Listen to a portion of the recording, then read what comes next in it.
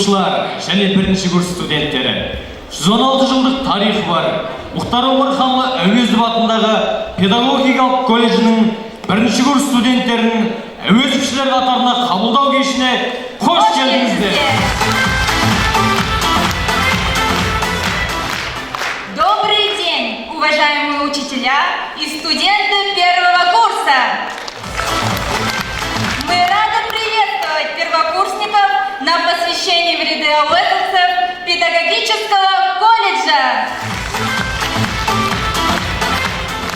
Жастар жылы аясында оқу орнымыздың есігін ашып отырған қадамдарыңыз құтты болсын! Ендеше достар, бүгін бізде қонақта Жайдарман ойындарының премьер-лига жеңімпаздары Әуезов құрамасын қарсы алайық, достар. Қошеметтеп отырыңыздар.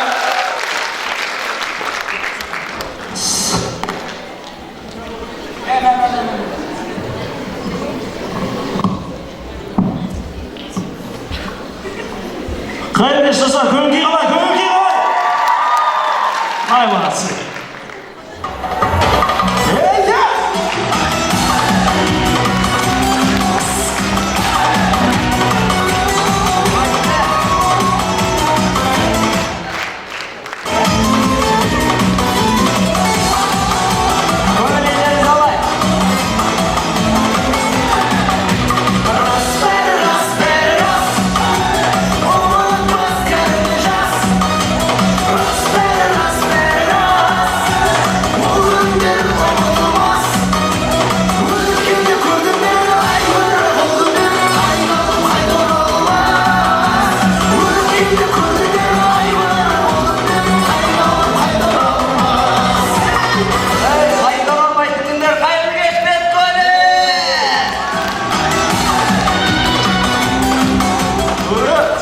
Біржан бек қойсыңдар. Тамир, келесі Біржан бек тасын дейді. Құрдасың ба сен, мұғалімдерің емес па? Дипломым алып қой, әріптес қой, әріптесі қалайсыңдар? Әріптестерге сен деп айта беруге бола ма не? Бол, Еранбек қалай жағдай? Қуат, Ғалымжан ғой, ассалаймағалейкум.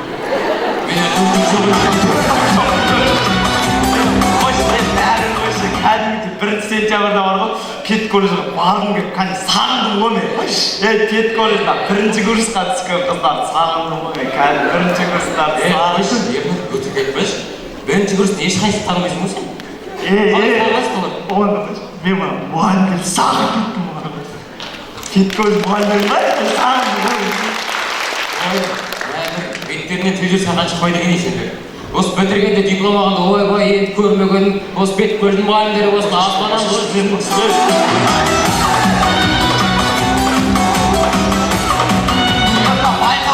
байқап отырмын, қараңдаршы, кезінде жігіттер, біз қалай жүрдік? Қалай жүрдік? Үйіліп жүрдік қой, кәлі бұлай жүрдік қой. Мен мына 1-ші курстың студенттерін айтамын, бәрі бұлай жүргенде кәлі. Бәрі өстіп жүр, күшті болып. Сендер өстіп жүрсіңдер ғой кез, өстіп жүрген тара кетіңдерсің. Жоқ болып кетті, жоқ болып кетті. Біреуің АСК-ға кетті, біреуің Жасотаға кетті, біреуің Вайпинға кетті. Сонда бәсекелестік болады ғой, кәлі болады. Физбак айтыр, физбак сендер ғой. Физбак сендер ғой. Сендер бит жүріңдер. Неге? Сен бит жүріңдер. Тамир, сен қаншама мұғалімдер отыр. Бағана бектас, сен мұлауың не сен? Сендер гүл болып жүріңдер деймін, кез көріңіз, гүл болып жүріңдер, гүл болып.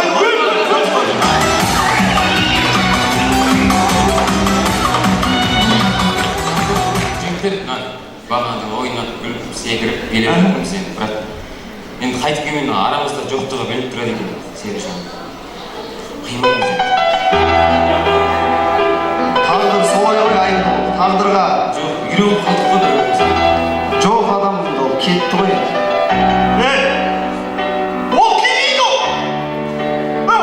Олман ол! Олман! Келейді ол! Тамирге олды саған айғырып. Ол Астанада ғой еді, ол жұмыс істеп жүр ғой. Астанада біздің Серікжан. Ал Астанада Серікжан сәлем айтты. Пед колледж бітіріп, мұғалім болып Астанаға келсеңдер, жұмысқа кәдімгідей алады дейді. 180 мың дейді, қазір 80 мың дейді. Олай болса, ойынымыздың басын Пұшмектің студенттері сөзімен бастаймыз. Бітірген соң қайда түсемін? Бітірген соң қайда түсемін?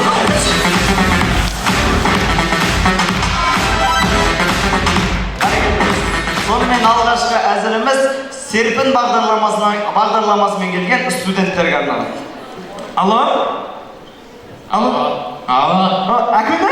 Әкеме, мамаға беш? Мамаға беш, мамаға. Мамаға бер дейміз әлі? Неме? Мамаға бер. Бермеймін. Мамаға бер, мамаға. Әкел. Апайын ба? Ой, жаным құлым. Бұлдан жаным.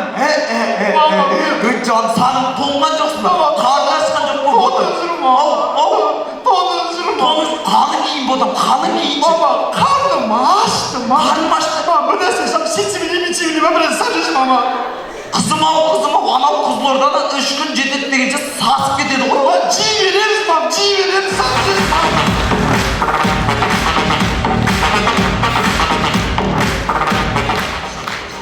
Сонымен көрейік мектепте. Жүр, кірші, берген. Ұрды ғой, иә сен? Сәлеметсіз. Айдың сынып жетекшісіз ба? Ұлымды ұрыпсыз ғой мен. Видеосы бар дейді ғой. Ұрды ма сен? Ұрды ғой, ұрыпсыз ғой. Сіздің алдыңызда басын дейіп рахмет айтамын сізге. Өте дұрыс. Мынау ұстаздық тағылымымыз өте берсін. Өте дұрыс. Кезінде бізді ұрды, жаман болдық па біз? Күшті отырмыз ғой. Ұрды қазір бәрі жақсы болып отыр. Ұрыңыз сіздікі. Еті менікі, сүйегі сіздікі. Ұрыңыз да. Ұрыңыз. Ет менікі сүйек сізге. Менікі сүйегі салаңыз. Ұрыңыз. Ұрыңыз деді. Ona vereyim mi? Сүйегі менікі ұрыңыз. Енді ұры дегенде енді өйтіп ұра бермеңіз енді алматы енді бала керек қой бізге де. Сабақ оқымаса ғана ұрыңыз дейді. Sabah olmasa ne? Aynen. Muhtar Üniversitesi okudun mu? Жоқ. Bir sen.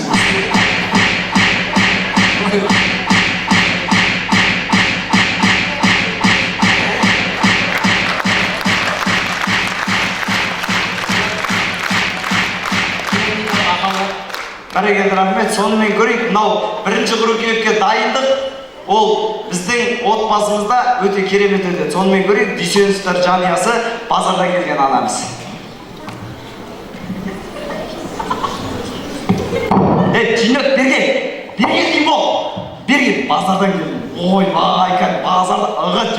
Бергендер. Сендер үшін маңдай теріп төгіп киім алам мен. Сабақтарын жақсы оқыңдар. Екеуіңе кәсіпші боларым, бар кикендер. Кәсіпші аласың? Кикендер, жаңадан алдым. Біз қазақтар сондаймыз ғой, тура 30 август күні барамыз ғой. Базарда деген кісі көп. Өзіміз ләззаттан алдым. Ләззат жақсы Бішкектен алып келеді. Олардың размерларын айтам ғой, өздері кәдімгі күшті алып келеді. Ой, арзан демес, қымбат демес. Қарызға деп жазып қоясың еді. 2 жылдай бірақ бересің ғой. Күшті шын айтам, алыңыздар. Кәдімгідей ләззат десеңіздер, Ернұрдан келдің десеңіздер тегін береді. Бішкекский, турецкий деп айта береміз. Олдарын неше жыл болды киіп жүр, қазір киіп келеді көресіздер. Уайымдамаңыздар, ләззат деп тұр ғой, ләззат десеңіздер болды. Киіңдер ме? Берген түйдім. Мама, мынау үлкен болмаған. Әдейі болып тұр ғой, түйдім. Тіпті де үлкен емес. Мынау немене? 11 сыныпқа айдан 4 жыл бар, 4 жыл киесің. Әпәдегі бұл қарашы. Дәптері бұл мынау деген. Әй, балаң қысқартасың, болды киесің. Көп сөйлеме маған. Жүре алмаймын ғой мен мамамнан. Әпәдемі болып тұр дейін, 4 жыл киесің. Үйленгенде киесің осы. Mama onu hoş. No, ne mama? No, kim? Mama ne no? От, түйнек. Naytu var mı okuduk mama? Қайдан айтты? Тупик. Киім киюді білмейді. Ama siz Kodumdan giyindik işte ayттım mı ben? Kodum. Ләззаттың киімдері жақсы айттың ғой, Бішкекский онка. Mama мәжіліс алдаttық. Lan негізі бар ғой? Новый костюм болды ғой? Сол кезде этикеті болады ма этикет? О, тупик, адам позор шашты, оны этикеттемейді. Оны этикеттейді. Этикет деген ол мысыққа беріп тамақтайды. Мама сіз қызысың білмейді. О, тупик, мынау сенің костюм ғой, мынау сенің костюм, неме араластырып киіп аласыңдар? Бар киіппен. Адам ері ұстау. Бәсемен дәл алған негіз, мен білем ғой, өзімнің туған балаларым ғой, размерларын біліп тұрмын ғой. Екеуіне дәл алған. Қазір киіп келеді, әдемі айттым ғой, ләззаттан алыңдар. Ләззаттан алсаңдар. Мынау еще біздің педколледж мұғалімдері айтты, көк костюмшалар алыңдар деді, содан көк костюмшалар алғанбыз. Ұлдарыма кисін деп мынау, тәртіп сақтайды деп алған мына. Бейжіктарына күшті. Бәрі білмейді ғой мама. Мама, жүре алмаймын мен бәрібір. О, тупик, бұтымен ауыстырсай, бұтымен.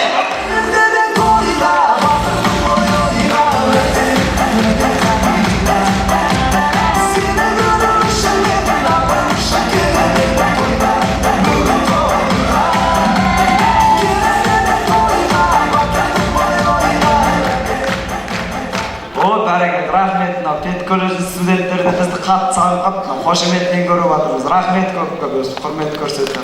Рахмет. Бәрекелді. Мынау біз жыл сайын осы студенттерді қабылдау кезінде жайдарман ойнаймыз ғой. Ең біріншіден осы біздің директорымыз Шабангүл Алдамжарқызы, өзіңізге рахмет. Одан кейін әріптестеріне, барша педколледждің ұжымына рахмет. Мынау біз әр жыл Есіңе ме? Кейін кезде бір шыныс айтып кетшеді ғой сіздерге. орындалмайды. Жоқ, айтсайдық деп тұрмыз. Осы жолы тағы да бір ұсыныс алып келдік. Өзіміздің бір жаңадан осы педколледжға идеямызды қосайық деп. Қазір негізі мынау байқасаңыздар, Шабангүл Алдамжарқызы көп нәрсенің аттарын ауыстырып тастайды. Аттарын ауыстырады, жастардың арасында зато қызығушылық кәдімгідей қызығушылық болады.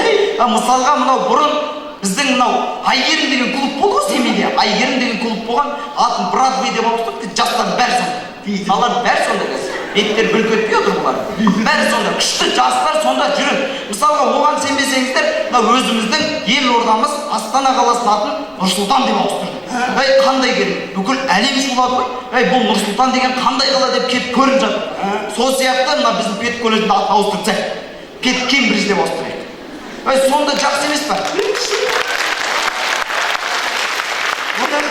Ойлаңыз. Мысалы, таксине кетіп бара жатырсыз. Адам қайда оқисың? Педкембриджде оқимын. Шетелде оқисың ба? Жоқ, өзіміз Семейде рельстің жанында оқимын. Сол жерде оқисың ба? Қандай керемет, жақсы емес па? Сол үшін сізге өзіміздің атымыздан тағы да бір ұсыныс алып келдік. Педколледждің атын Педкембридж деп ауыстырайық. Шынымен де. Мынау жастар талабына сай болсын. Ал Бүйтіп айтып жағымпаздап жатырмыз. Кейін спонсор болады екен. сіздер алыңыз өнеріңізге мұзда әуезовтың педагогикалық колледж әуезов программасы. Рахмет! Рахмет! Берекеліңізге!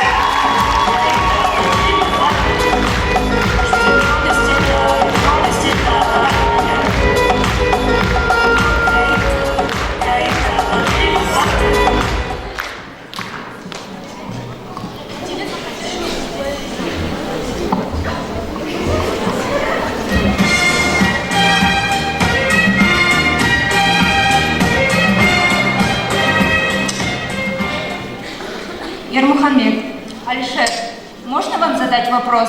Әрине. В 2016 году почему вашим выбором стал именно педагогический колледж имени Мухтара Ауезова? Мен кішкентай кезімнен ұстаз болуды армандадым. Сондықтан да Мұхтар Әуезов атындағы педагогикалық колледж таңдап келдім. Осынау ұлылар оқыған білім ордасында серпін бағдарламасымен біздің де білім алып жатырғанымыз үлкен мәртебе. Никогда не было сожаления о своем выборе? Әрине өкінбеймін. Неге үйретпеді дейсіз мені бұл оқу орны? Не жоқ дейсіз бұл оқу орнында?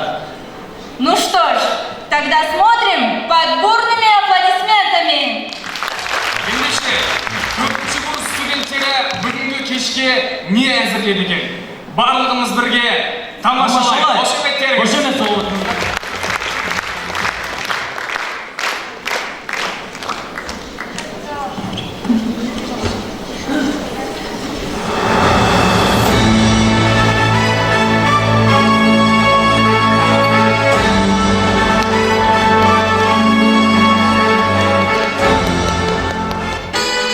Добрый день! Добро пожаловать на наше ток-шоу «Все обо всем». Сегодня у нас эксклюзивный выпуск в нашей программе. Сегодня у нас в гостях самые умные, самые красивые, самые яркие, самые творческие, креативные и неповторимые 401-я группа. Встречаем бурными аплодисментами!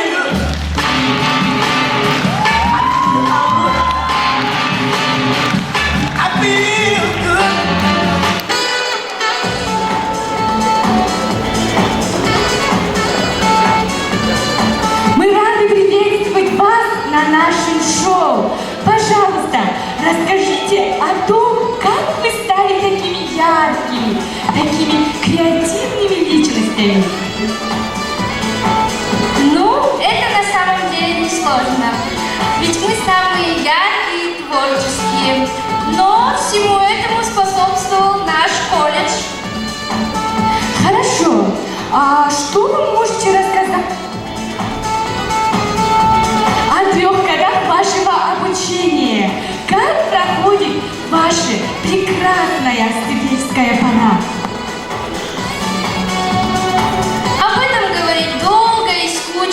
Давайте мы вам все покажем на деле, ведь мы самые яркие и творческие.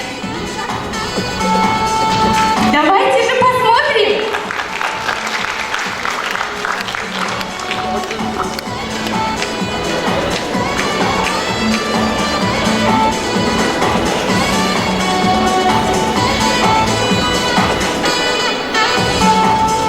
Студенческие годы – самая прекрасная пора. Начинается новая страничка в нашей жизни. Мы поступили в Великий и исторический колледж имени Мухтара Омархановича Ауэзова. И вот так начинается наша студенческая жизнь.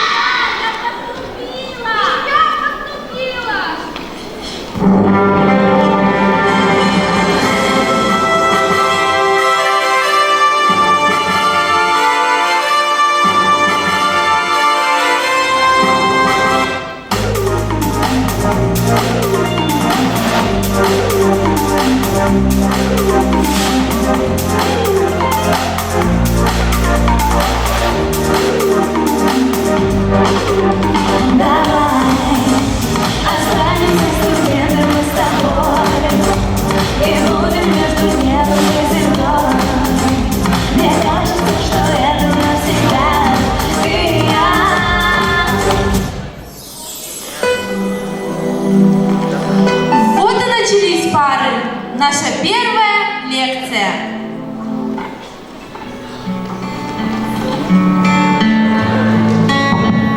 Sabah başladı. Урок начался. The lesson begins.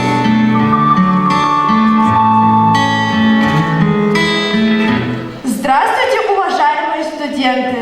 Открываем тетради, записываем тему сегодняшней лекции – понятие личности. Записываем определение. Личность – это человек, как субъект социальных отношений и сознания. Я не успеваю, можно повторить?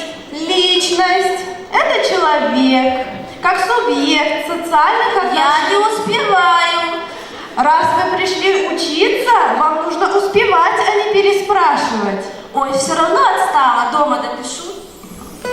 Кто не был студентом, тому не понять, как хочется кушать, как хочется спать. До звонка осталось 5 минут. А что же мне взять в столовой? Сочные манты с соусом? Или, может быть, горячее пюре с котлеткой? А может быть, суп с салатиком? Уф, когда же пройдут эти 5 минут? Наконец-то я покушаю. Ведь еда – это страсть, еда – это любовь. А вывод нам сделает Еркежан. Еда – это жизнь. Что?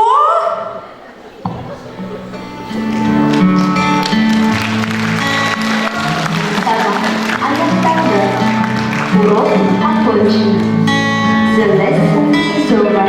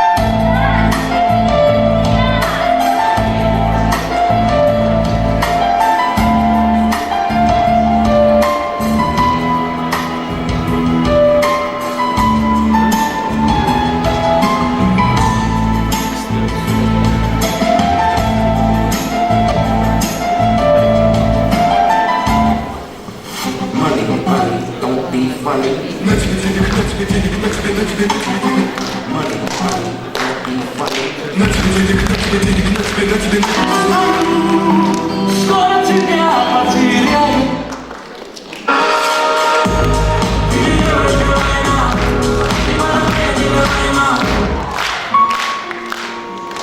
Когда есть деньги, можно сходить и на свидание.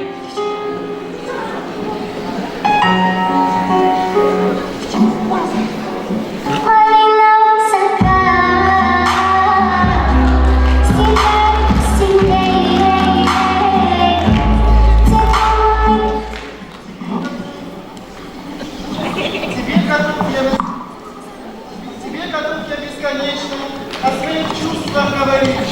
Моя любовь, поверь навечно, я не смогу тебя забыть.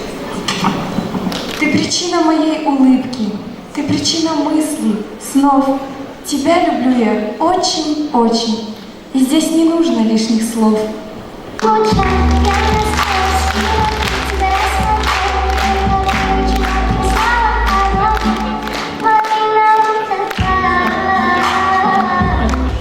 Девочка ушла, а с ней все проблемы. Я сам себе принадлежу.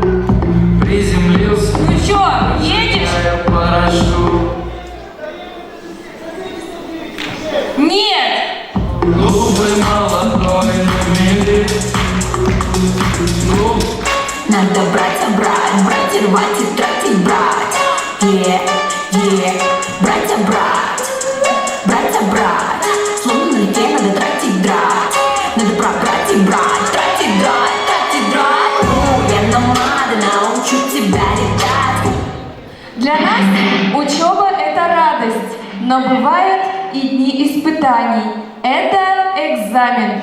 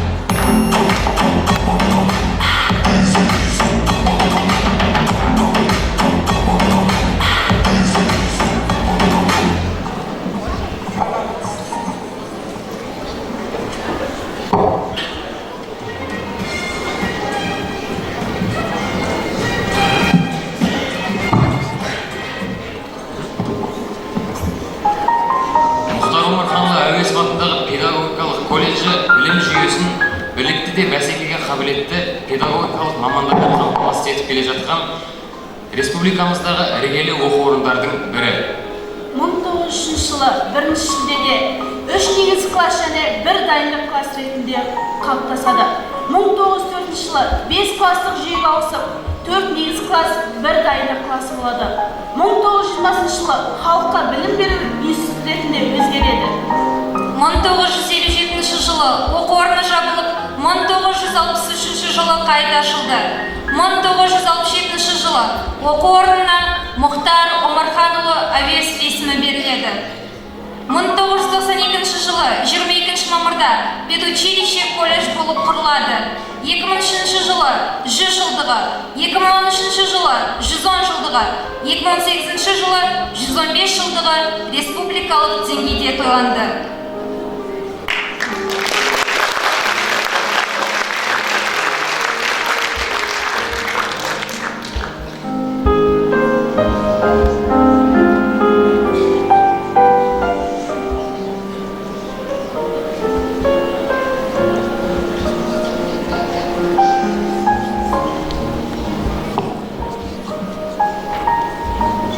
Шіркін, Мадина, әне-міне дегенше 4-ші курсқа да келдік. Қанеки, жүрші, отырайықшы. Ашы қолындағы альбомды, өткенді бір еске алып кетейік. Мынау 1-ші курстағы. Колледжі қандай тамаша. Таңырқаймыз, қараймыз, жылы сөйлеп біреу келсе, жақсы оны балаймыз. 100-ден желек, мұннан тұлпар, даралардың дарасы. Менің елім Қазақстанға дайындалғанбыз, қарашы.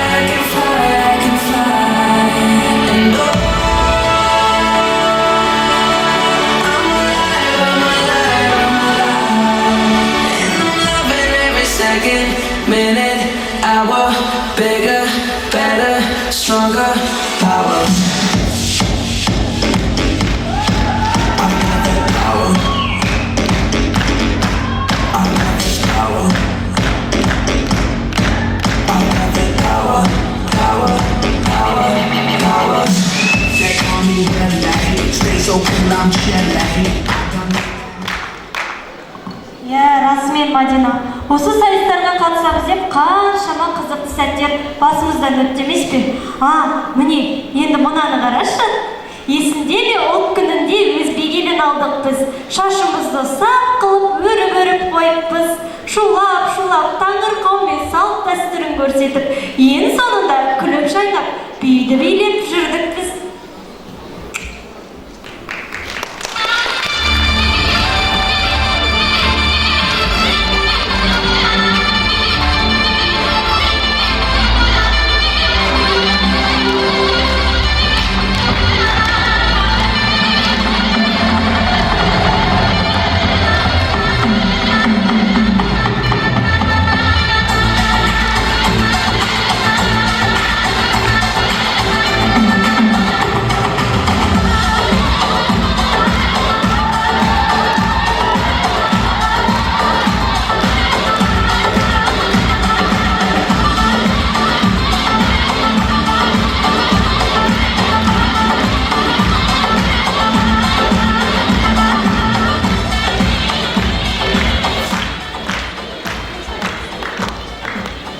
Қызықты сәт, оны ұмыту мүмкін бе? Әрине жоқ, онсыз өмір дүркін бе? Міне қара, мына кезде есімде, саппен жүрген шаттық шеру кезінде.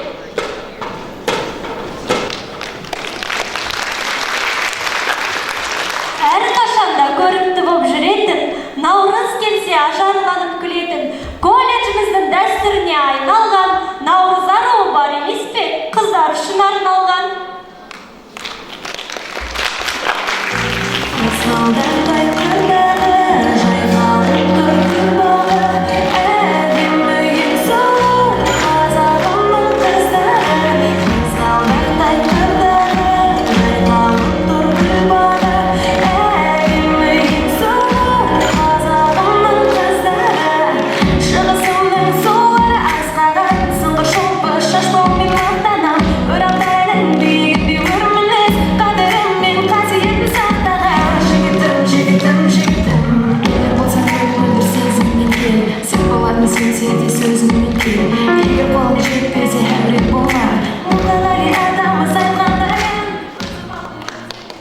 Ой, қой шіркін, үшінші курс тамаша, неткен қызық тамаша, бір күнімнен бір күн қымбат салыстырып қараса, ат салысып көрсеткен ашық тәрбие сағаты бар.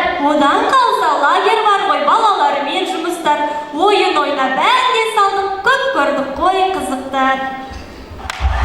Балақайлар, ойнайық, көңіл көтер, тұрмайық, достымызды белгілеп, қолды көтер, оңға қарап ұрып, шапалақты ұр. Достымызды белгілеп, қолды көтер, солға қарай бұрып, шапалақты ұр. Қане көзін тоқтатар, бір баладай топатар, бір, екі, үш, төрт. Қане көзін тоқтатар, бір баладай топатар, бір, екі, үш, төрт.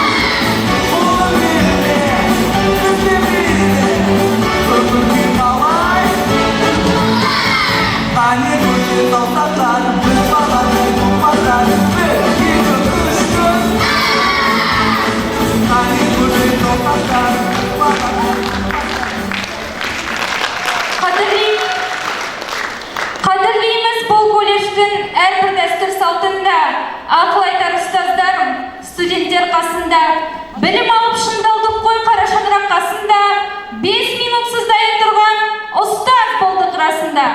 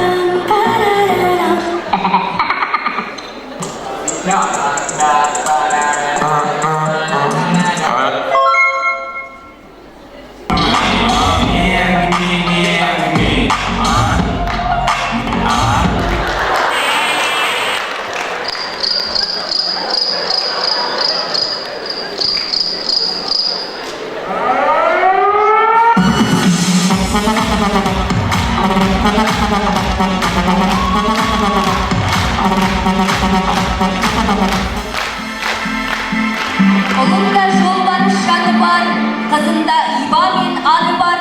Қиындық дегеннен қорықпай көмекке әрдайым табылар. Күз көктем қыс жазы бір көткен, әр сала саңлағы тағы бар. Баста тәж, астында тағы бар, алдыңда саба мен саны бар. 44 жастарын танып ал, филолог жастарды қабыл ал.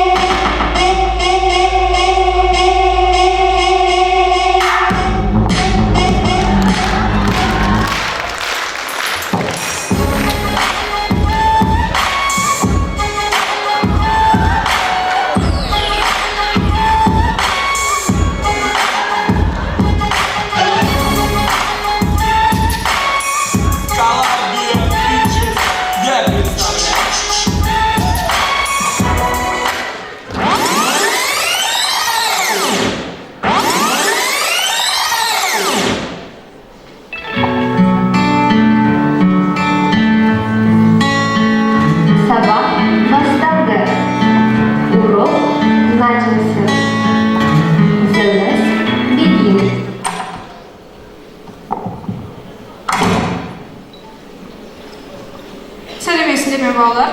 Рахмет, отырыңдар. Сонымен бүгінгі сабақта кім жоқ? Баказиев Бекзат жоқ.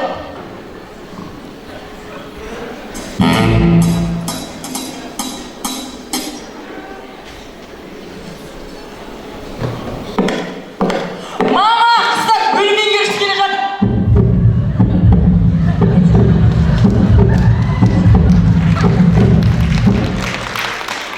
Тоқтар, қалдарың қалай? Кім жоқ сабақта? Мұғалім бүгін Бекзат жоқ, Баказиев. Тағы да сол Бакказиев па? Қоймайды екен сол кешігімнің өзі.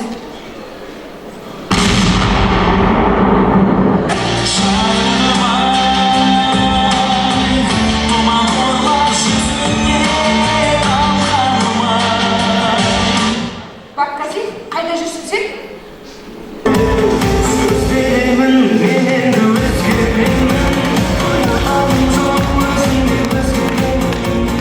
Стар, бұл болмайды. Үлкен қоңырада маған жолығатын бол. Сіз жүріңізші. Қыздар, посвящение не істейміз? Байқуат, бір батаныңа беріп жіберсеңші. Алдырыңдар, қолдарын жайындар келдер. Матам батпасын, матам жерде жатпасын. Бүгінгі концертте Құдай өзі бізді сақтасын.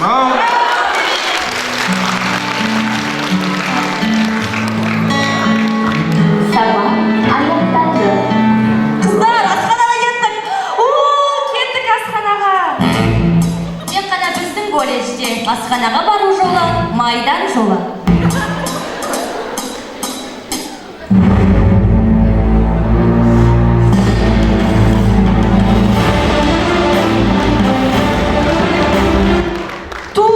Балалар, тұра тұрыңдаршы. Тұр болмаса әнімізді дайындап алайық.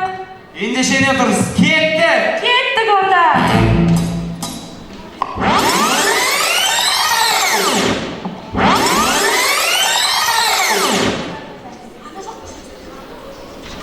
Тыңдап көрәнімді, мұңды емес көңілді, ескермес көңілді. Асылар дәлімді, әрдайым көңілді, бізге шындықты. Білмедік мұңға, жеңілдексің ба, жеңілдексің ба өмірде. Әнімізді тыңда, осы бірге шырқа менде. Ел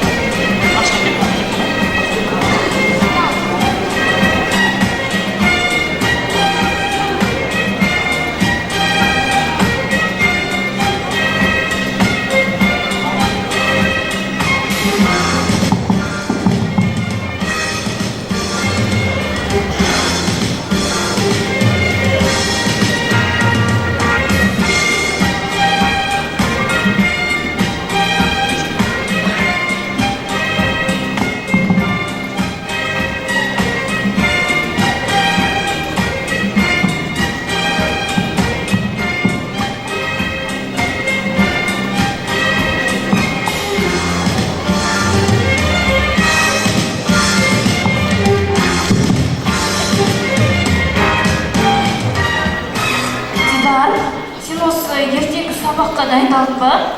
Аздап дайынмын, ал сен ше? Мен... Дидар, қараш, қаншама көп халық. Не үшін? Білмеймін, Динара, мүмкін бүгін бір керемет шоу болайын деп жатқан шығар.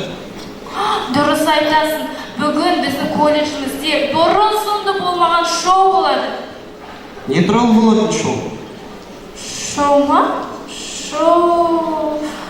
Есіме түсті. Бүгін біздің колледжімізде үздік студенттеріміздің кеші болады. Ол қандай студенттер екен? Мен оны білмеймін. Мүмкін бүгін бірге барып, осы кешті тамашалап өтетін шығармыз. Дұрыс айтасың, осы кешке бірге барайық. Жүр, кеттік. Кеттік.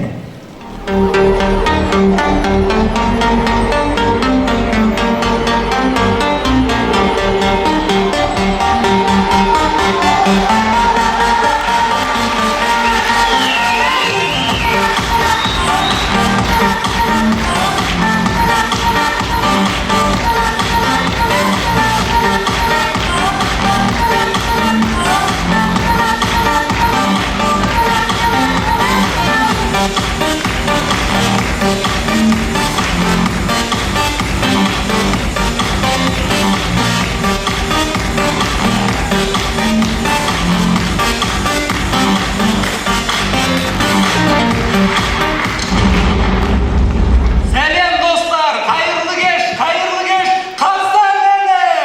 Добрый вечер, дорогие друзья! Мы рады встрече с вами! Good evening, dear guests, teachers and students. We are very glad to see you. Жансерет, скажи мне, пожалуйста, как ты представляешь свое будущее? Иә, Алина, мен өз болашағымды премьер-министр ретінде елестетемін. Балжан, сен қалай елестетесің? Well, in the future, I think that successfully complete my studies and open my own training center. Вот прекрасно. А как свое будущее представляет наш колледж? Олай болса, сіздердің назарларыңызда 43-46 топ ұсынған Әуезов шоу! Біз бастаймыз!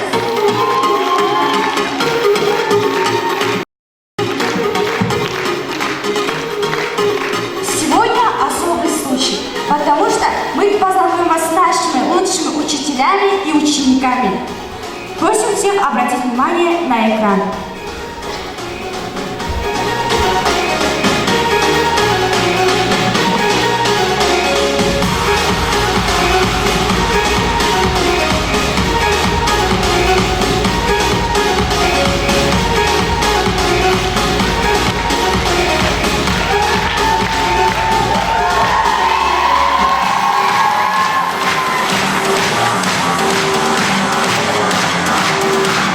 қошеметтеріңізді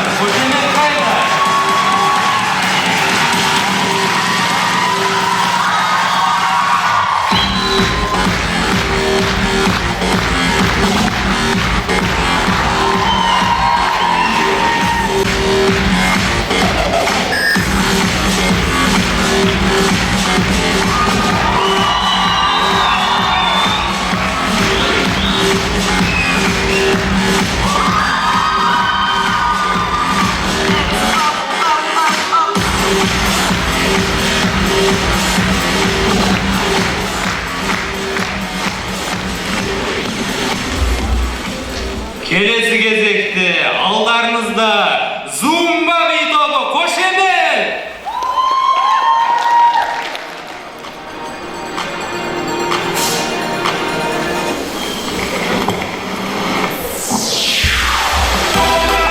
Oye mi gente, yo vengo pensándote la zumba y ya sé que te va a gustar.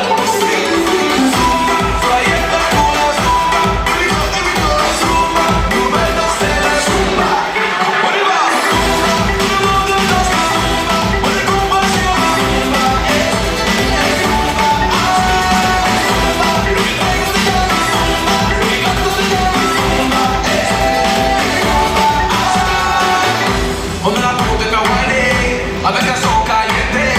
Mis platos la sueno, y zumba por bien como ese.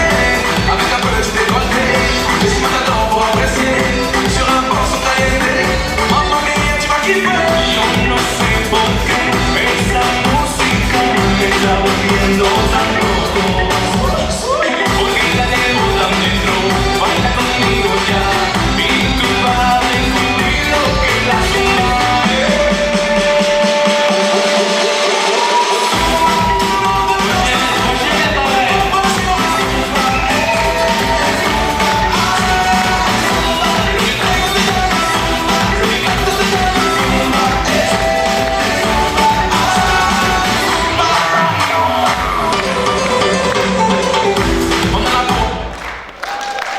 Алдарыңызда өнер көрсеткен Зумба би тобы, қош емектеріңіз! Келесі кезекте Балжан, көрермендерді көп күттірмей, ортаға үздік студенттерді шақырса қалай болар екен? Я Жансерік, дұрыс айтасың. Олай болса, сахна төрінде колледжіміздің 2019 жылға президенті Сәулетбекова Іңкәр. Төрелайық Нұрман, Валиева Лаура, Ердосов Айдос, Хаметова Халида, Қажыбек Рауан, Мұратов Ермұхамед, Жопарызова Алигерім, Советбеков Серкін. қош еметтеріңіз қайда? Сонымен қатар біздің үздік спортшыларымызды қарсы алыңыздар. Қош емет ағайын, қош емет қайда?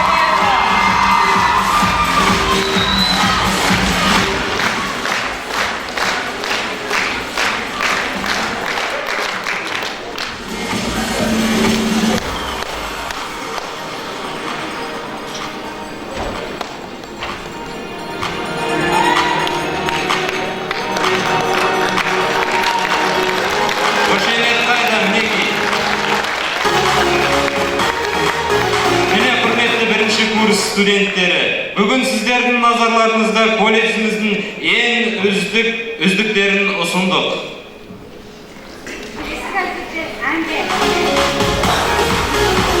Келесі кезекті әнге берсек, клуб шапалақтарыңызбен. Шапалақтарын естімейді, қайда? Бет колледж қайда? Ей!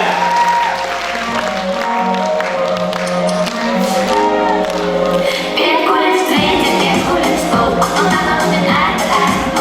Сезон ждали, так можно его забыть. Перкулес встретит, перкулес стол. Он давно начинает играть. Сезон ждали, так можно его забыть. Бүгінде жаңа келбетпенен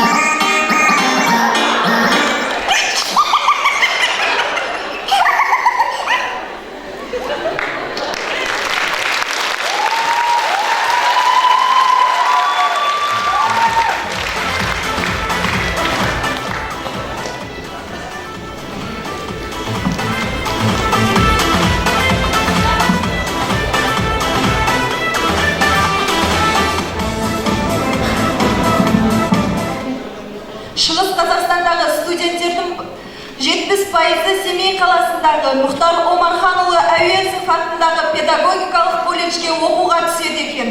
Соның 50% жатақханада тұрады.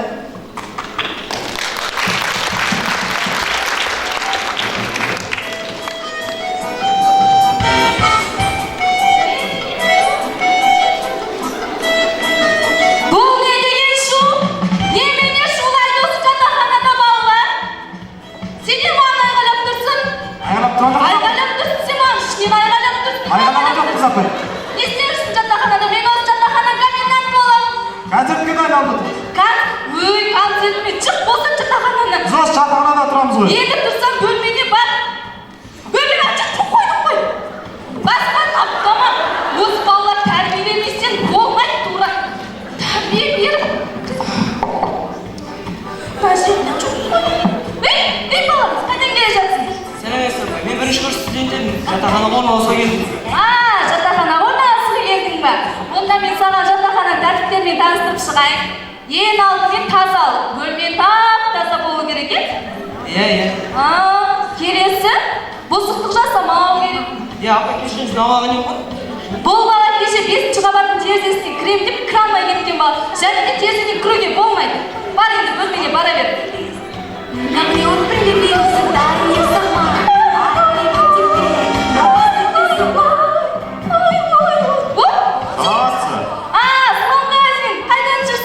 Апам соғым беріп жүрген, соны алып келе жатыр. Соғым бер, өте ғой, соғым бер жерді ма, соғым.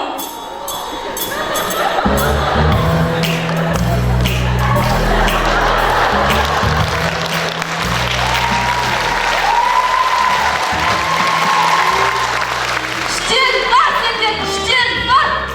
Вообще шығарам сендер жатақханадан, іштен бар екен.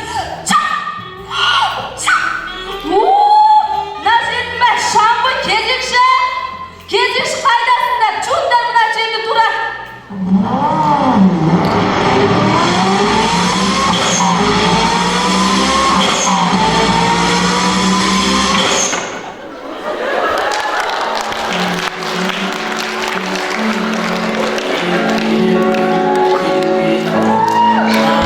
Сәлеметсіздер ма? Бұл жатақхана ма? Жоқ, Ақтапар, жатақхана бұл, жатақхана. Сабыр, мен сіздерге Хаспутиградан пицца келдім. Фуана уграма. Куда бара берші бар? Сен бәрі ұзын қой болып келешіме 2 айдан бар ғой, тұп екі. Бекшан тоқта!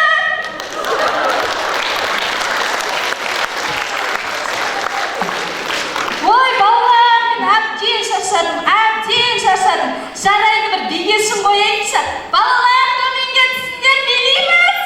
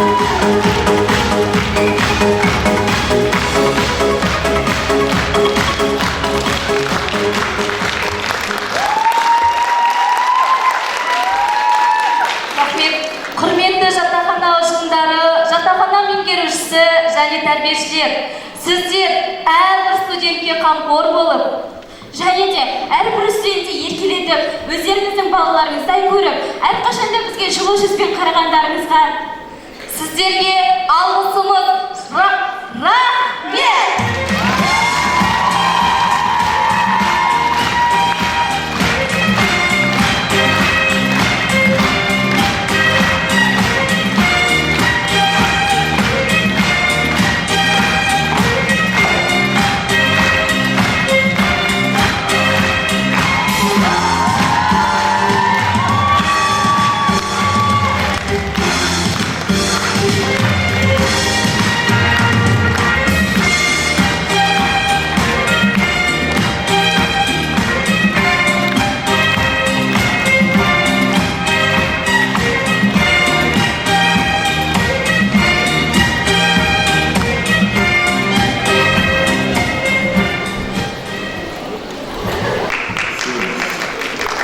Muhalif olуға дайынсыз ба?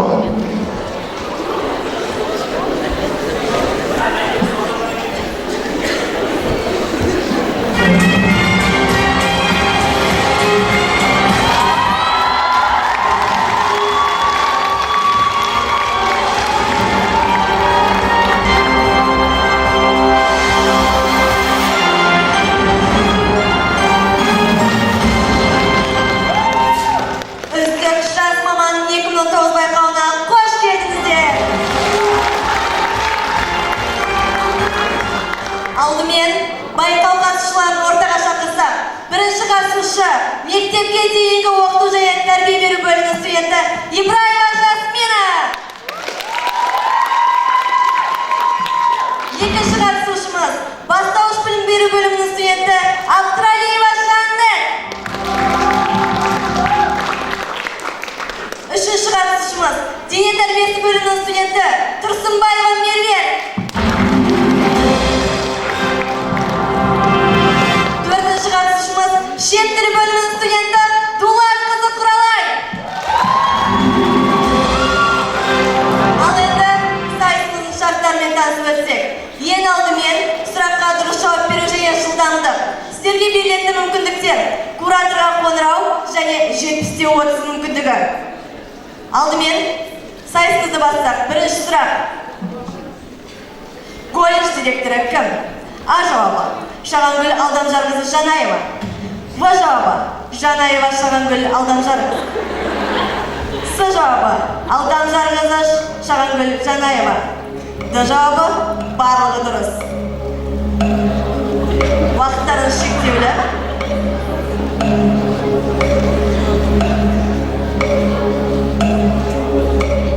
Уақыт аяқталды. Сіздердің жауаптарыңыз. Керемет! Барлықтарыңыз дұрыс жауап бердіңіздер. Келесі сұраққа көшсек. Сіз мұғалім болып жұмыс істейсіз. Сіздің ертеңгі сабақтарыңыздың сабақ жоспарлары дайын емес. Сіздің әрекетіңіз. А жауабы өтірік ауырып қаламын. В жауабы параллель класстың мұғаліміне көшіріп аламын. С жауабы менде ондай жағдай болмайды. Мен барлығын алдын ала дайындап қоямын. Д жауабы интернеттен дайын қымыз жала саламын.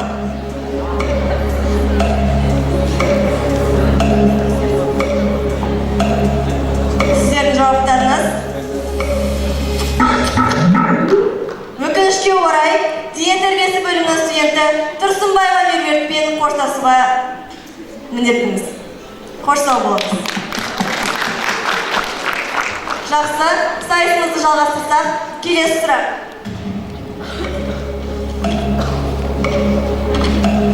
Өлең жолдарын жалғастыр. Тарихы терең табырлы. А жауабы 30-дан асып барамын. В жауабы балауса алтын құрағым. С жауабы алтын дән даласы. Д жауабы түлеткен талай дарынды.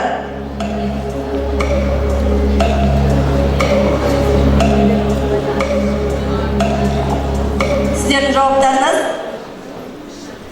Өкінішке орай бастауыш білім беру бөлімінің студенті Абдралиева Жаннетпен қоштасуға тура келеді. Қатысқаныңызға рахмет. Енді бізде тек қана 2 қатысушы қалды. Ең шешуші сәттердің бірі. Төртінші сұрақ. Мына заттар кімге тиесілі? А жауабы – мұғалім. Б жауабы – сантехник. С жауабы – дәрігер. Д жауабы – заңгер. Дұрыстап ойланыңыздар.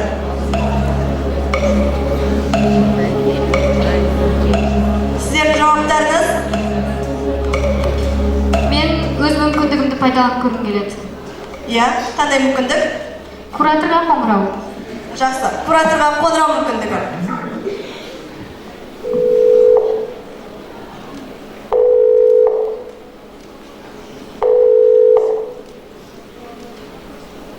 Сәлеметсіз бе, куратор. Егер де менің оқушым мен білмейтін сұрақ қоятын болса, не істеуім керек? Алло.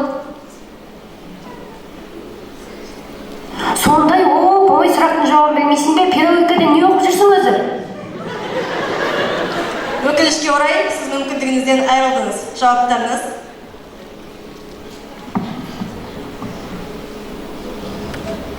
Өкінішке орай,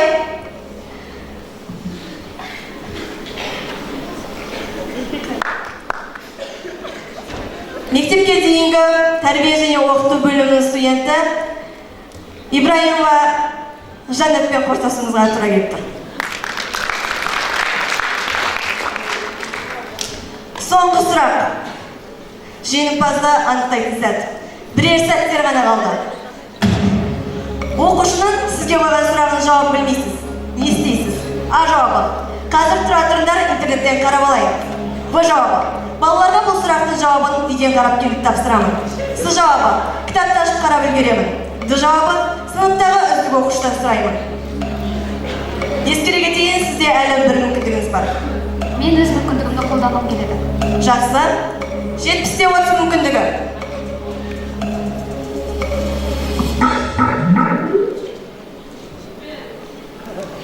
Сіздің жауабыңыз? В жауабы. Бұл соңғы әрі нақты жауабыңыз ба? Бұл менің нақты әрі соңғы жауабым. Бұл ең шешуші сәт. Жауабыңыз? В жауабы. Керемет, бұл дұрыс жауап!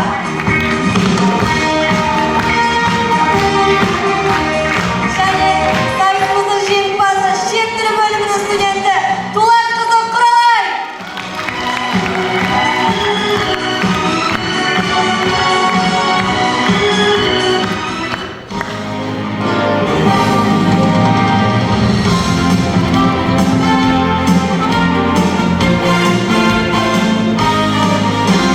Ал енді жеңімпазымыз Дулатқызы Құралай өз әсерімен бөліссе. Тарихы терең тамырлы Мұхтар Омарханұлы Әуезов атындағы педагогикалық колледж даярлайтын мамандар еліміздің түкпір-түкпірінде жоғары сұранысқа ие. Мен мамандығымды шын жүрегіммен жақсы көремін. Мен мамандығыммен мақтанамын.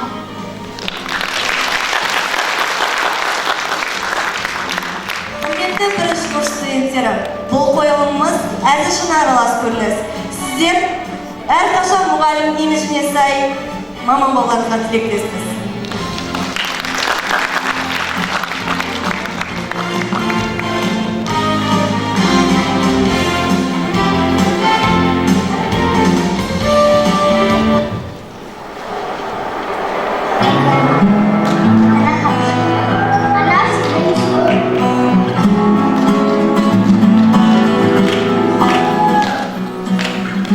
Adamın kalanı stüdenti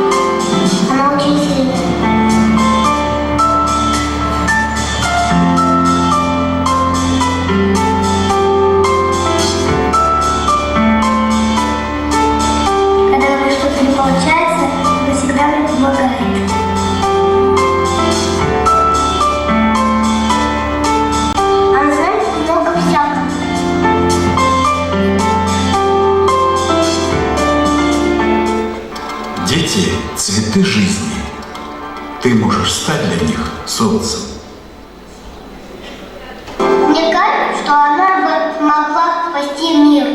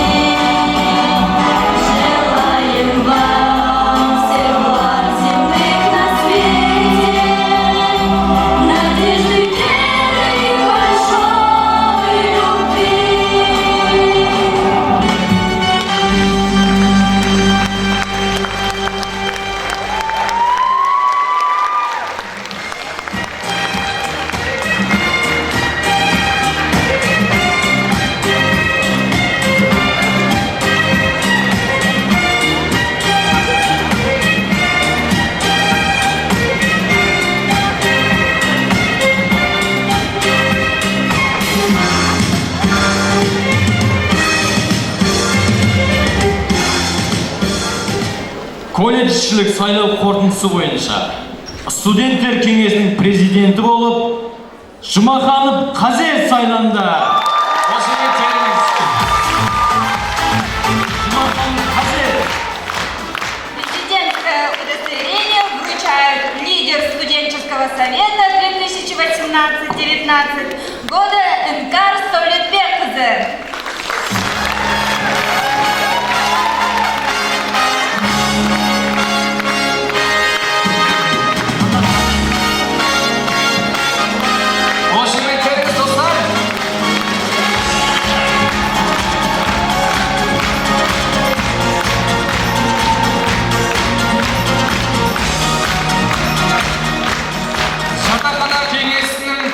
Болып сайланған Өзбекова Айымға куәлік тапсыру құрметі студенттер кеңесінің премьер-министрі Төлеутаев Нұрланға беріледі.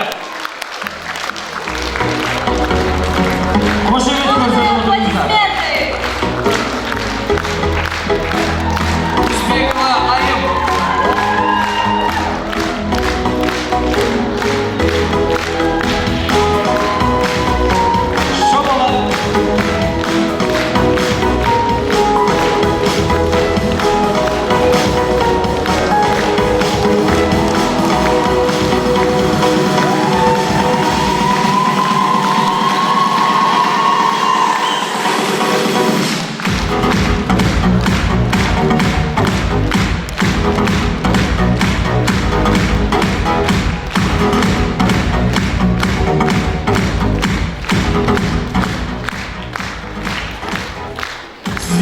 елбасымыздың жастар саясатын іске асыруға үлкен үлес қосады деп сенім білдіреміз.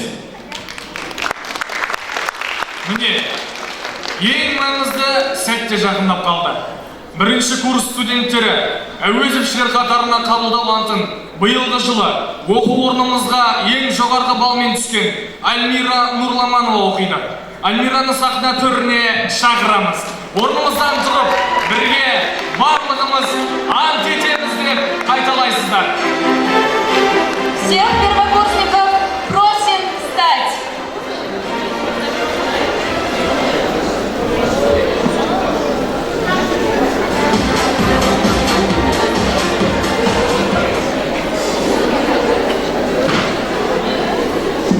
Бірінші курс студенттерінің ант қабылдау рәсімін бастаймыз.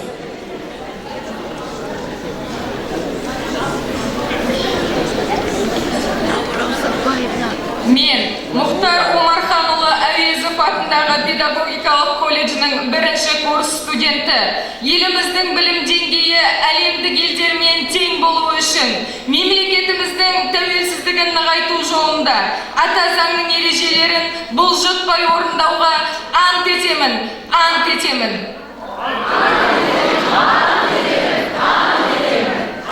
Колледжде алған кәсіби білім мен дағдыларымды үнемі жетілдіріп отыруға, педагогикалық инновацияларды меңгерген кәсіби құзыретті маман болуға ант етемін.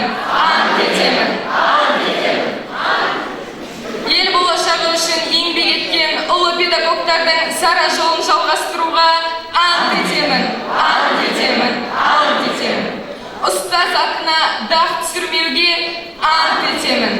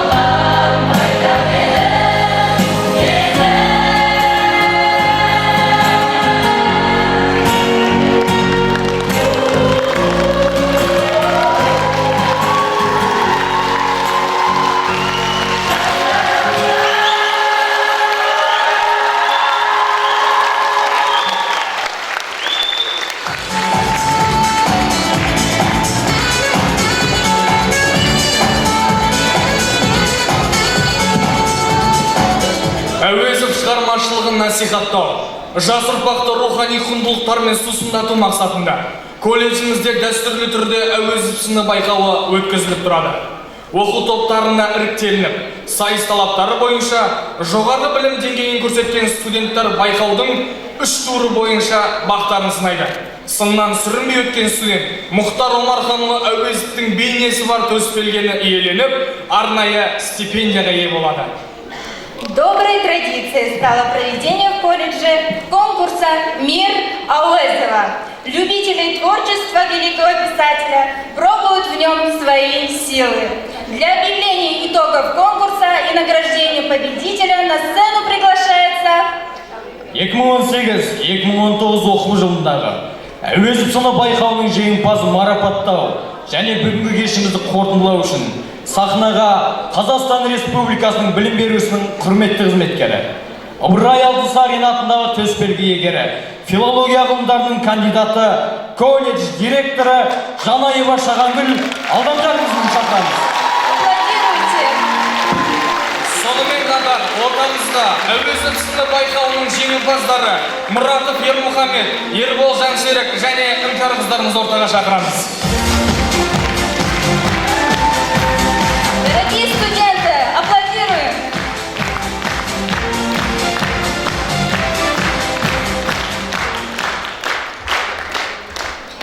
Кеш жарық, қадірменді біздің оқушылар қауымы, құрметті біздің әуезовшілер. Кешегі күні біз ұлы Мұхтар Омарханұлы Әуезовтің туған күнін үлкен салтанатпен атап өтсек, бүгінгі біздің мерекелік басқосуымызда сол Мұхтар Омарханұлы Әуезовтің есімі берілген оқу орнының тағы бір тамаша бір сол тұлғаға деген мерекелік бір шашуы деп есептеймін. Сол кісінің алдындағы біздің есеп беруіміз деп есептеймін. Жаңа алдарыңызға 4-ші курстың студенттері шығып, сіздердің болашақта құрметті 1-ші курс студенттері. Алдарыңыздағы тосып тұрған тамаша мұғалімдік мамандыққа, кәсіпке бейімделудегі, төселудегі тамаша қызықты да өте мазмұнды сапарларыңызды көрсетті. Сіздердің алдарыңызда дәл осы бір керемет тамаша өмірдің бір керемет тамаша осындай жолдары алдарыңызды тосып тұр. Сіздер осының барлығынан тырнақшаның ішіндегі сыннан өтесіздер. Сөйтіп барып, жаңағы 4-ші курстағы оқыған сіздердің аға-апайларыңыз сияқты тамаша мұғалім болып осы жерден аттанасыздар. Біздің жастарымыз айтып жатқандай, Пет Кембридж. Айтса айтқандай. Пет Кембридж.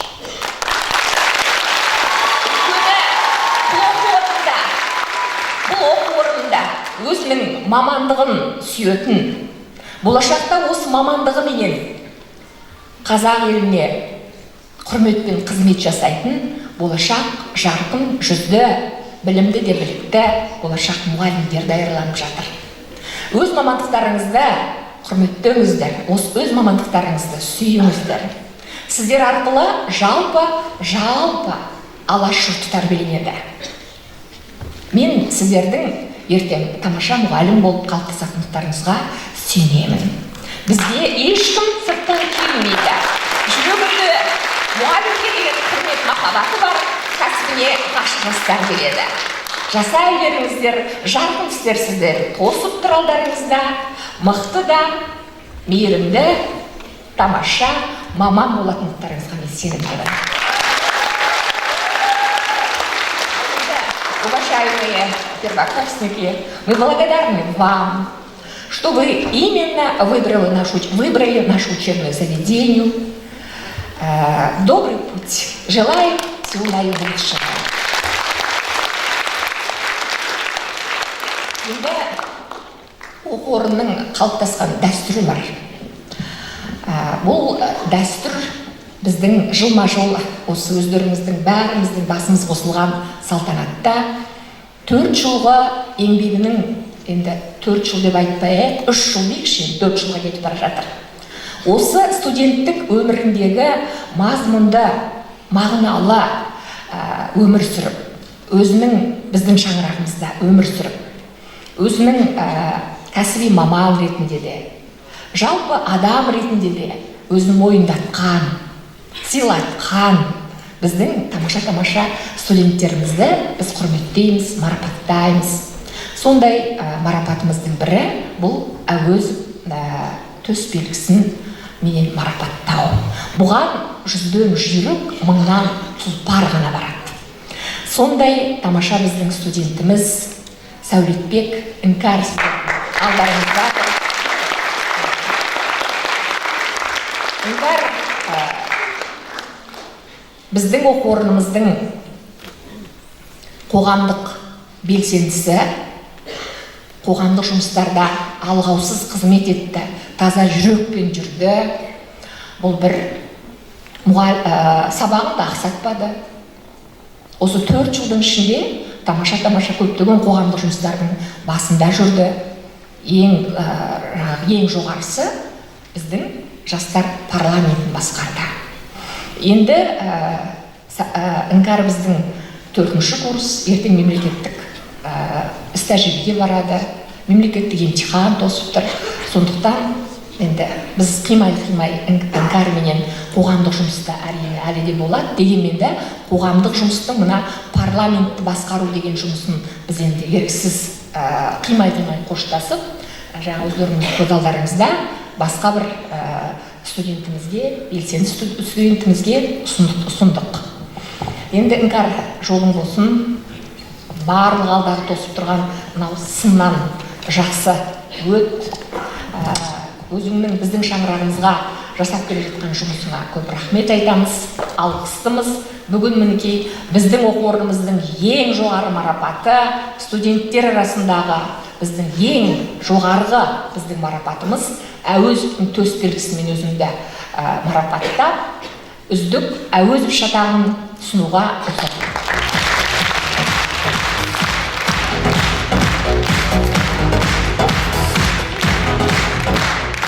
Осы куәлік оқудағы үздік үлгеріміменен қоғамдық жұмыстардағы белсенділігі және Әуезовтың шығармашылық мұрасын танудағы жетістіктері үшін үздік Әуезов төс белгісіменен Сәулетбекова Іңкәр Дәулетқызы марапатталғандығы туралы куәлік.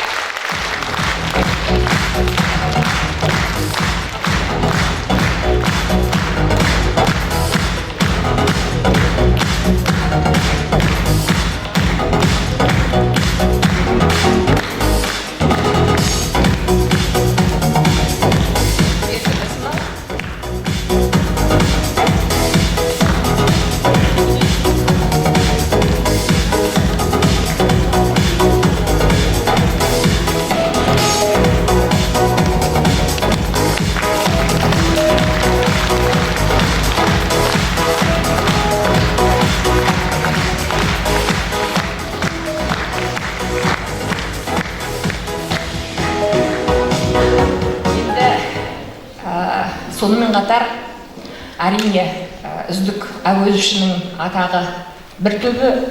Сонымен қатар, біздің ұлдарымыздың дағы қоғамдық жұмыста да, оқуда да белсенді өмір кешетіндігі белгілі. Бірақ бұның барлығы, ұлдарымыздың барлығы бірдей белсенді деп айта алмаймыз. Ішімізден де әртүрлі студенттеріміз бар. Дегенмен дағы біздің ұлдарымыздың басым бөлігі осы түрлі қала көлемінде, облыс, республика көлемінде үлкен жұмыстарға қатысып жатады. Енді солардың бірегейі мен алдарыңызға Ермұрат пен Жансерік шығып тұр. Бұл ұлдарымызға да болашақтарына жарқын болашақ тілейміз. Енді елдің арқа сүйейтіні ер азаматы ғой. Біздің оқу орнымыздың тарихын өздеріңіз білесіздер. Осы тарихта шыңдалып шыққан біздің ұлдарымыз расында да ұлтына, алашына жанын беріп қызмет етеді. Сондай үлкен болашағын үміт күтетін азаматтарымыз Жансерік пенен Ермұратқа Мұхтар Әуезовтің мынадай төс белгісін марапаттап алдыңыз. Қошеметтеріңіз.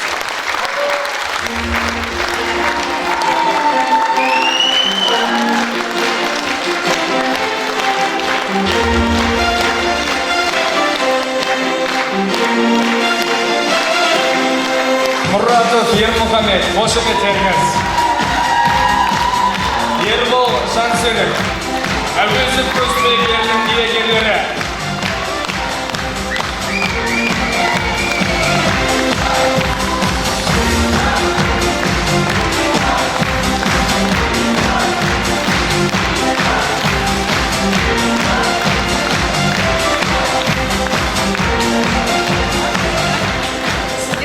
Алдарыңызға әрине жүзден жүйрік мыңнан тұлпар біздің студенттеріміз шығарып жатырмыз. Сіздердің де араларыңыздан біз әлден көзіміз жетіп отыр. Тамаша жастар келіп біздің мынау алдағы жұмыстарымызға, жалпы оқу орнымыздың әр деңгейде танылуына, өзінің күш-жігерін арнайтындығына біз көзіміз жетіп жатыр. Тамаша студенттеріміз келіп жатыр. Жаңа жатақхананың басына келіп жатқан біздің бірінші курстың студенті есімі Айым деген студентті мен бір ерекше өздеріңізге көрсетіп қойғым келеді. Айым өзіңе рахмет. Жатақханада 4 жыл тұрып, 3 жыл тұрып, ескерілмеген біздің кейбір студенттеріміздің тарапынан ескерілмеген көптеген біраз жұмыстарды сен өзің көріп, осыны бізге ұсынып жатырсың. Айым, сондықтан көп рахмет. Болашақ жұмысыңа үлкен сәттілік тілейміз. Көңілді әдемі кеш болды. Әлі де бұл кештер әлі жалғасады. Көңілді болыңыздар. Оқуды да мықты оқып, қоғамдық жұмыста да мықты жұмыс жасауымыз керек. Болашағымыз зор. Барлықтарыңызға сәттілік. Рахмет.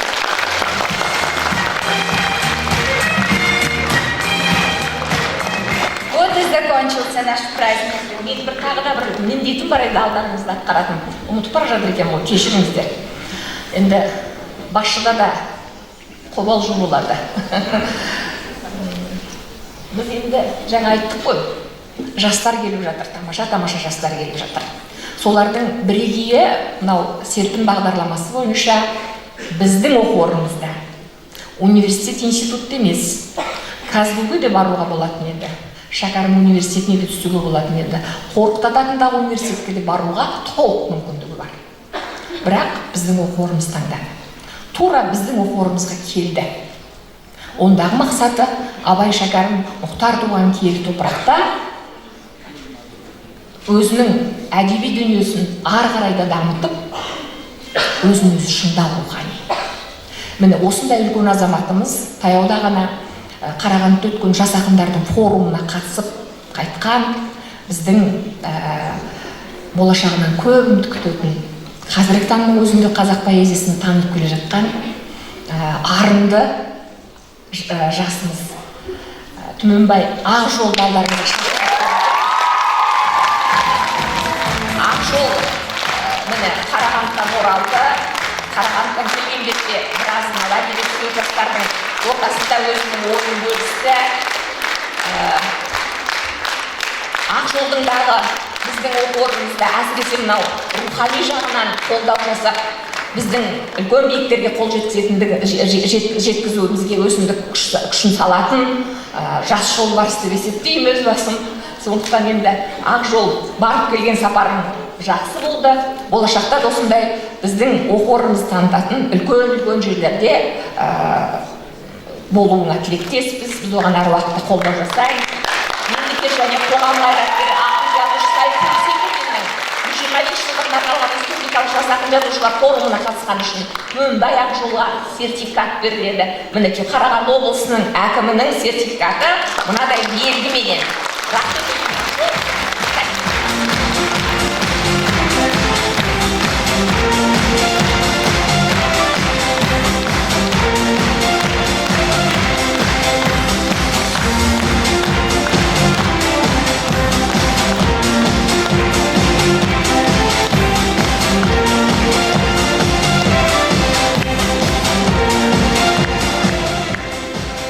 Вот и закончился наш праздник. Мы рады принять вас, первокурсники, в нашу дружную семью, педагогический колледж Мухтара Омархановича Ауэзова.